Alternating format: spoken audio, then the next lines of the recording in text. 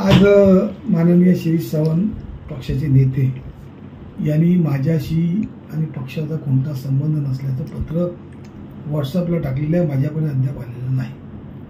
पण मी पण त्या पत्र आल्यानंतर मी 2 दिवसापूर्वीपासून माझा राजीनामा तयार ठेवलेला होता. तो तातडीने मी त्यांना माझा राजीनामा, पक्षाचा पदाचा राजीनामा अधिक पक्षाचा राजीनामा मी त्यांच्याकडे पाठवलेला आहे आणि राजगडला पण पाठवलेला आहे. खऱ्या अर्थाने गेले 1.5 वर्ष मी मनसेच्या कोणत्याही कार्यक्रमाला, कोणत्याही मेळाव्याला, जिल्ह्यातील कार्यक्रमाला मी स्वतः उपस्थित राहत नव्हतो. पण मनसेचं लेबल माझ्या पाठीमागे असल्यामुळे कोणत्याही प्रेस घेतल्या, कोणतेही मी कार्यक्रम घेतले की पत्रकार मनसेचे परशुराम मोरपरकर सरचिटणीस टाकत होते. पण मी माजी आमदार म्हणून अशा प्रकारचं टाकण्याचं अनेक वेळा विनंती करत होतो. परवाचंही हे 25 तारखेचं आंदोलन आपण घेतलेलं आहे ते माजी आमदार आणि ज्या पक्षाच्या पदाधिकाऱ्यांनी राजीनामे दिलेले आहेत त्या माजी पदाधिकारी, सामाजिक कार्यकर्ते म्हणून ते आम्ही आंदोलन 15 तारखेचं करत आहोत. खऱ्या अर्थाने गेले अनेक दिवस हा विषय चालू होता.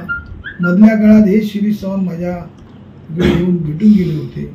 त्यांना माझी जी अडचण, माझे जे प्रश्न त्यांना मी सांगितले होते नेते म्हणून. पण आज कोणताही निर्णय होत नाही आहे. ज्या मधल्या काळात निरीक्षक नेमले गेले, ज्या निरीक्षकाने आपल्या गावात शाखा काढू शकत नाहीत किंवा आपल्या गावात तिथे माणसं देऊ शकत नाहीत, असे निरीक्षक या ठिकाणी पाठवून त्या निरीक्षकांनी जी राजसाहेबांनी पदाधिकारी काढले त्यांनाच परत पदं दिली. ती पदं दिल्यामुळे जिल्ह्यातल्या जवळजवळ पदाधिकाऱ्यांमध्ये नाराजी होऊन 80% पदाधिकाऱ्यांनी राजीनामे दिले.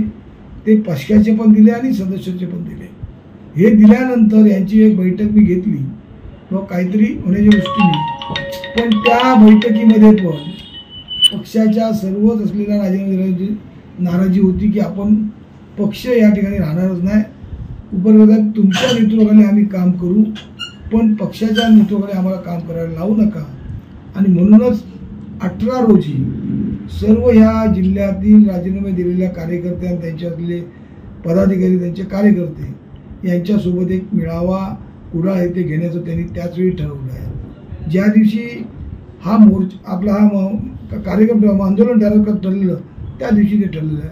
त्यामुळे पक्षाने माझी हक्कलपट्टी केली असेल किंवा माझा पक्षाशी संबंध ठेवू नका असेल, पण मी मात्र पक्षाला प्रामाणिकपणे काम केलं होतं. पक्षाला माझ्या आजारपणानंतर पण मी उठून 6 महिन्यांनी भयंकर आजार, मी मरणातून वाचलो होतो, भयंकर आजार होता.